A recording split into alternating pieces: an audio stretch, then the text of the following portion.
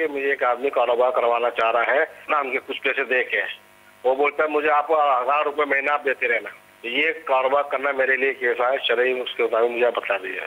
کاروبار دیکھیں دو طریقے سے ہوتا ہے. جب پارٹنرشپ کے اندر جو ہے وہ ہوتا ہے تو یا تو جو ہے وہ شرکت ہوتا ہے یا مداربت.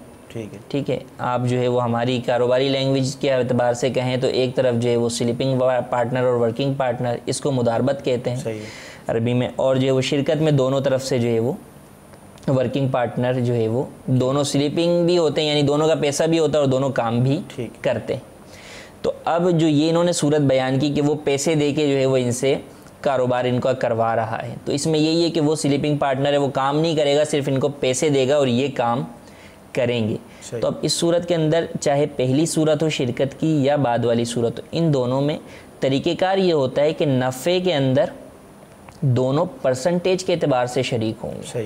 کوئی فکس نہیں کر سکتا کہ مجھے 1000 روپے جو ہے وہ آپ نفع دیں گے 500، کیونکہ اگر اس دفعہ نفع ہی نہیں ہوا تو پھر کیا ہوگا. یا اگر 1000 روپے ہی ہوا تو پھر وہ جو سامنے والے نے بھی تو محنت کی، اگر آپ کے پیسے لگے ہیں تو اس نے بھی تو محنت کی ہے نا پورے مہینے. تو شریعت مطہرہ کے جتنے بھی اصول ہیں اس کے اندر ہر مسلمان کے ایک اپنے حقوق ہیں. کسی بھی جگہ کسی کے ساتھ ناانصافی نہیں کہ اگر اس کے پیسوں کی اجرت مل رہی ہے، اس کا معاوضہ مل رہا ہے، تو سامنے والے کو اس کی محنت کا بھی تو معاوضہ ملنا چاہیے.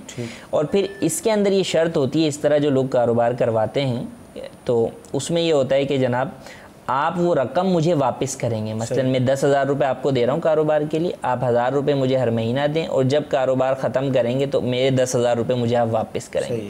تو یہ جو واپسی جب بھی کسی رقم میں جب سامنے والے کو دی جائے اور واپسی شرط ہو تو یہ ہوتی ہے قرض.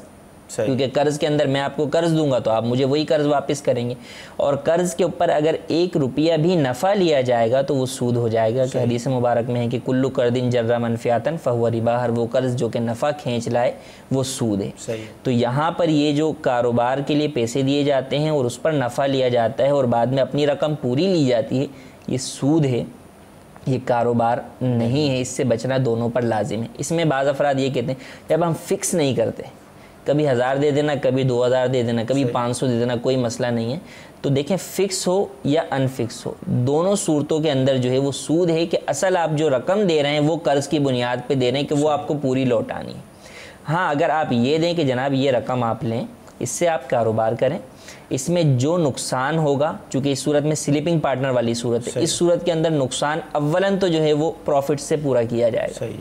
لیکن اگر خدا نہ خواستہ نقصان بڑھتا ہے اور کیپٹل کی طرف آتا ہے تو پھر سارا نقصان جو ہے وہ سلیپنگ پارٹنر کو برداشت کرنا پڑے گا، ورکنگ پارٹنر برداشت نہیں کرے گا. اور نفع پرسنٹیج کے اعتبار سے آپس میں طے کر لیں، بھلے کام کرنے والے کو 30% دے دیں، خود 70 لے لیں، یا 50-50 کر لیں، وہ آپس میں رضامندی سے کر سکتے ہیں. اور جو دوسری صورت ہوتی ہے پارٹنرشپ کی، جس میں دونوں طرف پیسہ لگا ہوتا ہے، اس میں یہ ہوتا ہے کہ نفع تو آپ پرسنٹیج کے اعتبار سے طے کر لیں، اور نقصان جس نے جتنا مال لگایا ہے اس ریشیو سے وہ جو ہے وہ نقصان برداشت کرے گا. صلو علی الحبیب صلی اللہ تعالی علی محمد. مجھے اپنی اور ساری دنیا کے لوگوں کی اصلاح کی کوشش کرنی ہے انشاءاللہ عز و جل.